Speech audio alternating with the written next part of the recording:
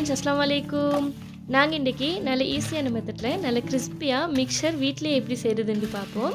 இது விலை கொடுத்து கடையில் வாங்குறதை விட உங்களுக்கு நல்ல ஈஸியாகவே செஞ்சிடலும் ஃப்ரெண்ட்ஸ்.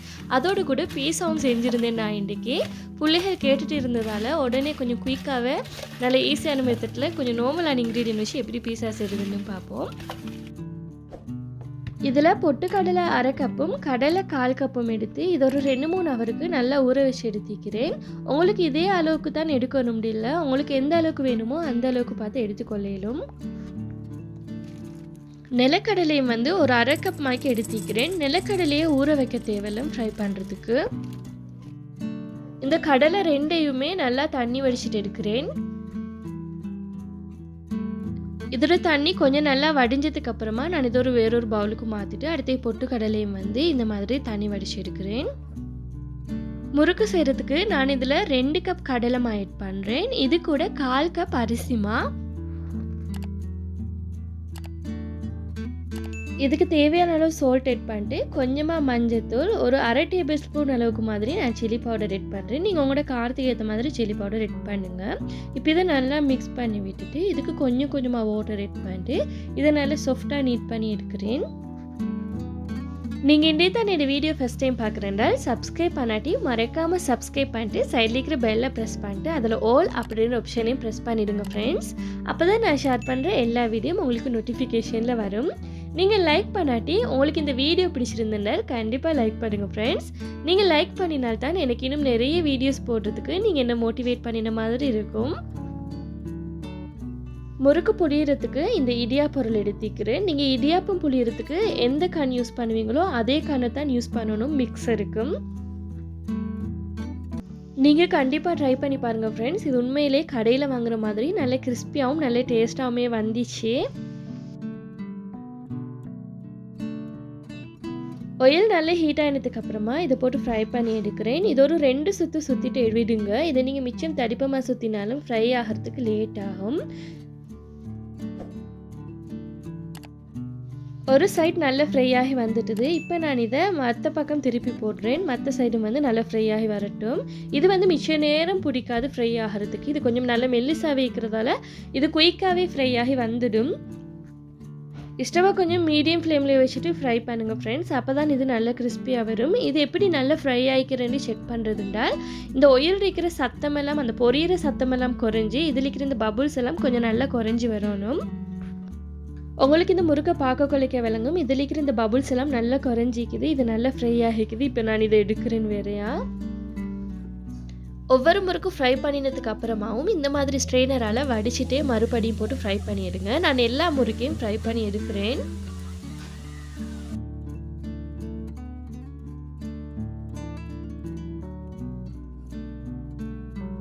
எல்லா முறுக்கையும் ஃப்ரை பண்ணி எடுத்தாச்சு. இப்போ அடுத்தது நான் இதை விட கொஞ்சம் பெருசாக முறுக்கு ஃப்ரை பண்ணி எடுப்போன்றதுக்காக வேண்டி ஒரு தடவை மட்டும் ஒரு உரலுக்கு வார அளவுக்கு மட்டும் வேறையாக கொஞ்சம் எடுத்து வச்சுருந்தேன். இப்போ அதையும் போட்டு கொஞ்சம் பெரிய முறுக்கு வாரத்துக்கு மாதிரி ஃப்ரை பண்ணி எடுக்கிறேன்.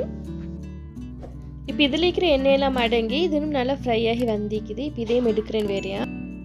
இதே ஆயில்லையே நிலக்கடலையும் போட்டு ஃப்ரை பண்ணி எடுக்கிறேன். நிலக்கடலை ஃப்ரை பண்ண கொள்ளைக்கு ஸ்டவ்வை கொஞ்சம் லோ ஃப்ளேம்லேயே வச்சுட்டு ஃப்ரை பண்ணி எடுங்க. அப்போ தான் நிலக்கடலை நல்லா வெந்து வரும். இதை நான் 5 மினிட்ஸ் தான் ஃப்ரை பண்ணி எடுத்தேன். இது நல்லா ஃப்ரை ஆகி வந்திக்குது. இதை அப்படியே எடுக்கிறேன். இதே ஆயில்லையே கடலையும் போட்டு ஃப்ரை பண்ணி எடுக்கிறேன்.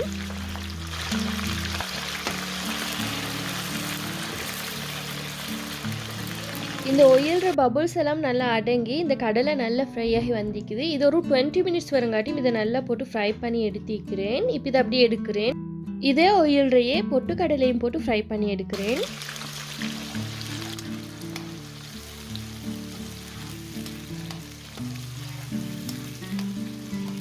பொட்டுக்கடலையும் அதே மாதிரி தான் ஃப்ரெண்ட்ஸ். இதில் இருக்கிற ஒயில்ற பபுள்ஸ் எல்லாம் நல்லா அடங்கி இதுவும் நல்லா ஃப்ரை ஆகி வந்திக்குது. இது ஒரு 15 மினிட்ஸ் வரங்காட்டியும் இதை நல்லா ஃப்ரை பண்ணி எடுத்துக்கிறேன். இது போடக்குள்ளைக்கு நிறைய மாய்க்கு இருந்துச்சு. இது நல்லா ஃப்ரை ஆகி வந்ததுக்கு அப்புறமா கொஞ்சம் ஆகின மாதிரி இருக்குது. இப்போ இதையும் எடுக்கிறேன் நான். இதில் கருவேப்பிலையும் போட்டு நல்லா ஃப்ரை பண்ணி எடுக்கிறேன். கருவேப்பிலையும் நல்லா ஃப்ரை ஆகிட்டுது. இதையும் எடுக்கிறேன் வேறையா. 3 வெள்ளைப்பூட்டு பல்லை தோலோடையே எடுத்துக்கிறேன். இப்போ இதையும் போட்டு நல்லா இடிச்சிட்டு இதையும் ஃப்ரை பண்ணி எடுக்கிறேன். தோலோடு போட்டு ஃப்ரை பண்ணக்குள்ளக்கு இதோட மனம் வேறு லெவலாக இருக்கும்.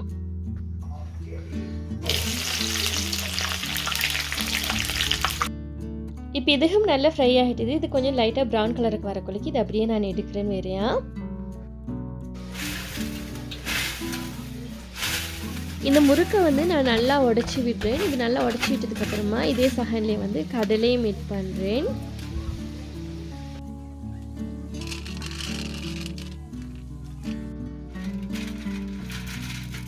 பெரிய முறுக்கையும் இதை நல்லா கொஞ்சம் உடச்சி விட்டுட்டு இதையும் வந்து சகன் மிட் பண்ணுறேன்.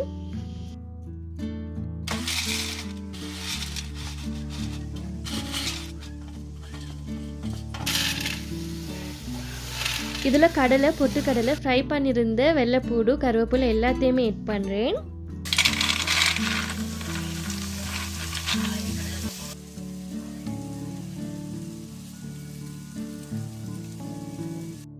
இதில் கொஞ்சமாக சால்ட்டும் சில்லி பவுடர் காரத்துக்கு ஏற்ற மாதிரி ஆட் பண்ணுறேன். நீங்கள் உங்களுக்கு எந்த அளவுக்கு வேணுமோ அந்த அளவுக்கு பார்த்து ஆட் பண்ணிக்கோங்க. இதில் சில பேர் அஜினோமோட்டோ ஆட் பண்ணுவாங்க. நான் அஜினோமோட்டோ ஆட் பண்ணல. உங்களுக்கு விருப்பம்னால் ஆட் பண்ணுங்கள். அதனால் அஜினோமோட்டோ வந்து அவ்வளோக்கு நல்லதில்லை.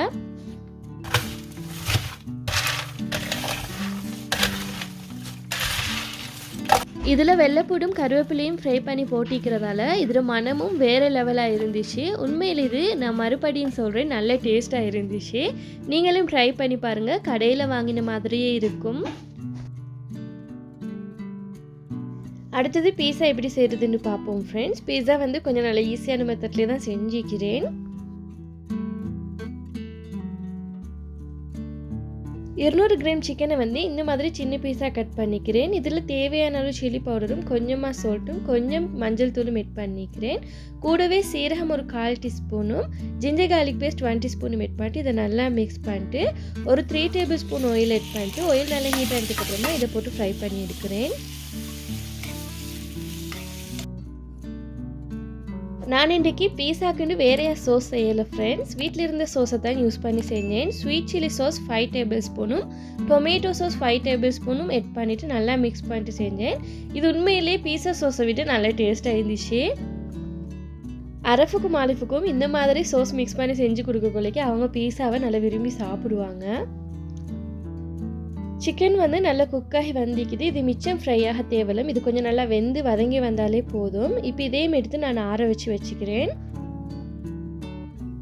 ட்ரேயில் கொஞ்சம் பட்டர் அப்ளை பண்ணிவிட்டு இதுக்கு மேலே கோதுமாவையும் கொஞ்சம் ஸ்ப்ரெட் பண்ணிவிட்டேன். இந்த மாதிரி கோதுமை ஸ்ப்ரெட் பண்ணிவிட கொள்ளைக்கு இன்னும் பீஸா இதில் ஒட்டாமைக்கு இன்னும் டேஸ்ட்டாக வந்துச்சு, கொஞ்சம் கிறிஸ்பியாகவும். நான் ஏற்கனவே பீஸாக்கு எப்படி நீட் பண்ணுறேன்ற ரெசிபியும் போட்டிக்கிறேன். உங்களுக்கு அதோட ரெசிபி வேணும்னால் மேலுக்கும் லிங்கை கொடுக்குறேன், டிஸ்கிரிப்ஷன்லேயும் கொடுக்குறேன், செக் பண்ணி பாருங்கள். இந்த மாதிரி ஃபோக்கால் குத்தி விட்டுட்டு இதுக்கு மேலே சோஸ் ஆட் பண்ணுறேன்.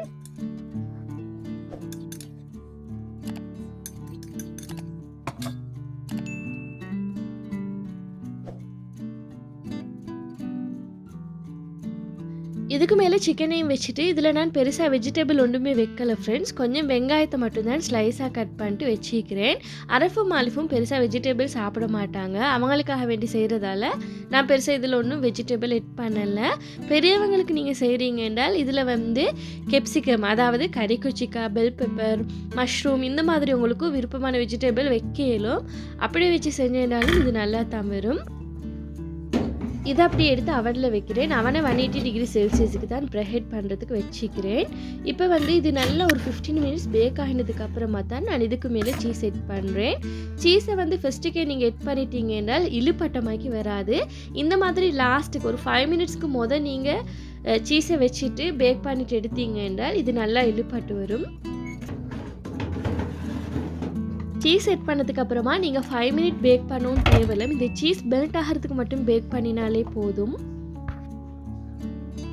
பாருங்கள் ஃப்ரெண்ட்ஸ், இப்போ எங்கள்கிட்ட பீஸா வந்து நல்லா சூப்பராக ரெடி ஆகிட்டுது. இதை நான் கட் பண்ணி காட்டுறேன். இது உண்மையிலே நல்ல சீஸ் வந்து நல்ல இழுப்பட்டு வந்துச்சு, நல்ல டேஸ்ட்டாகவும் இருந்துச்சு. உங்களுக்கு ஒழுங்கான பர்ஃபெக்டான பீஸா ரெசிபி வேணும்டால், பெரியவங்க சாப்பிட்றதுக்கு மாதிரி வேணும்டால் நான் மேலுக்கு லிங்கை கொடுக்குறேன், செக் பண்ணி பாருங்கள். டிஸ்கிரிப்ஷன்லேயும் லிங்கை கொடுக்குறேன்.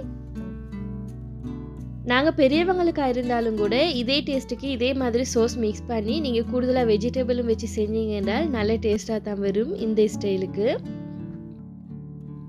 இவ்வளோதான் இந்த வீடியோ ஃப்ரெண்ட்ஸ். உங்களுக்கு இந்த வீடியோ பிடிச்சிருந்ததுனால் ப்ளீஸ் ஃப்ரெண்ட்ஸ் லைக் பண்ணுங்கள், ஷேர் பண்ணுங்கள், கமெண்ட் பண்ணுங்கள். மறக்காமல் சப்ஸ்கிரைப் பண்ணிட்டு சைடில் இருக்கிற பெல் ஐக்கானையும் ப்ரெஸ் பண்ணிவிடுங்க. தேங்க்ஸ் ஃபார் வாட்சிங்.